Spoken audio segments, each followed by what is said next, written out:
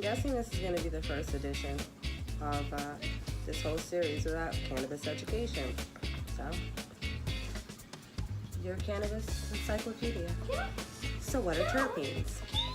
Well, terpenes are basically what influences how the cannabis smells, it tastes, and also what kind of reactions or physiological effects it'll have on the body. So terpenes are naturally occurring. They are in different plants that are already found, obviously. I'm going to talk about a little bit of them today, just to kind of give you an idea so that when you're starting to pick your flower, you know what kind of flower that you're going to need and what kind of flower that you're going to want for the effects that you need. So with the terpenes, they can do different things or have different effects on your body, and that's why it's important on being able to figure out which kind of terpenes are going to work for the situations you have. So if you're something that you need an antispasmodic because you're epileptic, then you would want something with that physiological effect. If you want something that's going to help you sleep or something that's going to be taking away pain, again, you would want a cannabis flower or oil or edible or tincture, something to that effect with, as I said, the terpenes that you would want. Terpenoids, though, are similar to terpenes. They're just terpenes basically that have been changed through some sort of chemical change or chemical modulation of some sort, like through heat or something to that effect. Limonene. So limonene basically is a terpene that gives kind of a citrus smell because it comes from citrus fruits.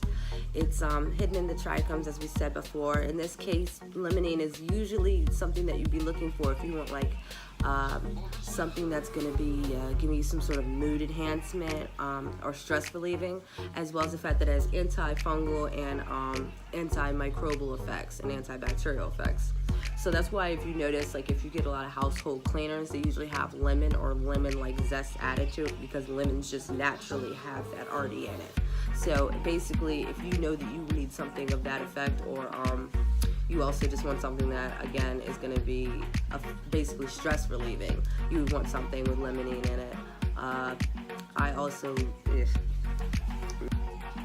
Limonene. So limonene, it's right in the name. It comes from like citrus fruits. I mean, you could think of a lemon, a lime, just anything of that effect is going to be citrus fruit. So if you notice in a lot of household cleaners, they usually use lemon or they use lime extracts. It's just because it has naturally antibacterial effects in it as well as antifungal. You would want something with limonene in it if you wanted something that was stress relieving or like mood enhancing as far as your terpenes for your flower or your vape cartridge. So pinene, again, it's in the name. Pine, if it's an alpha pinene, it would be something like a pine tree. If it's a beta pinene, it would be something like basil or rosemary. So basically, you would want something with pinene in it if you want something that's going to give you good airflow to the lungs. It's a natural bronchodilator, as well as the fact that it's an anti-inflammatory.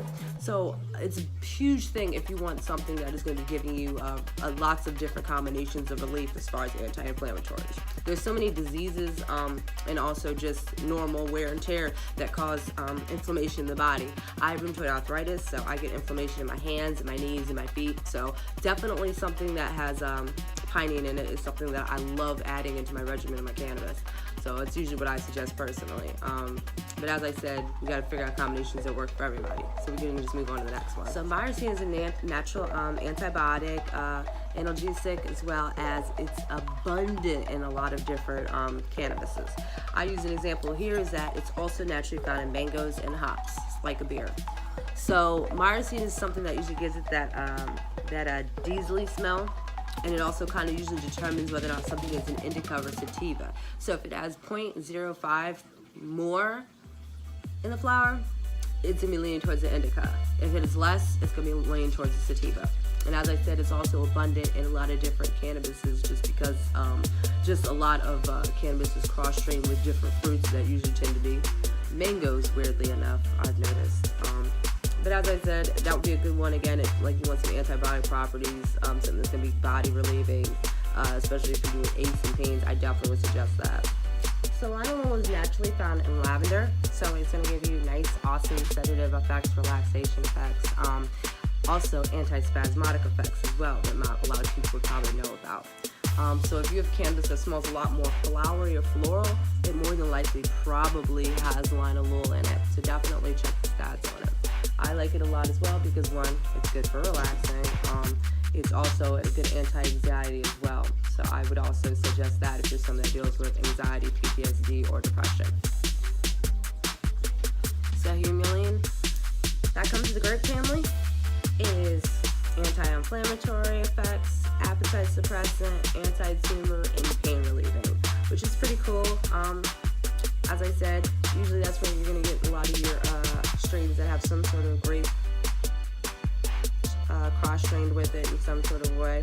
I'm trying to think of a good strain that's has humulene in it right now. Maybe I'll make another video where I specifically talk about strains. Probably wouldn't be a bad idea. But again, I wanted to use this as an example. I'm trying to do a whole terpene video without actually showing you. And last but not least, as far as all of the major hitters, you have caryophyllene. So basically that's going to be something that comes from cloves or rosemary. Again, you got another pain reliever, but this also gives antidepressant effects. So again, that goes back to the linalool. If you have to get a strain that has a combination of the two, you probably are in for some good antidepressant relieving effects. I especially love using stuff like this when I'm PMSing, for example, because my moods are up and down. Like, I can't stand it. But definitely having some sort of strain that has that in it definitely takes a lot of the effects off, so I love it. So what I basically wanted to show you is that there's a lot of different things that you can get out of different cannabises and the different terpene profiles that are in them, and that they all have the ability in a combination of all to be able to relieve different effects that you may have. I hope that everything that you found here today was very helpful. So thank you for watching.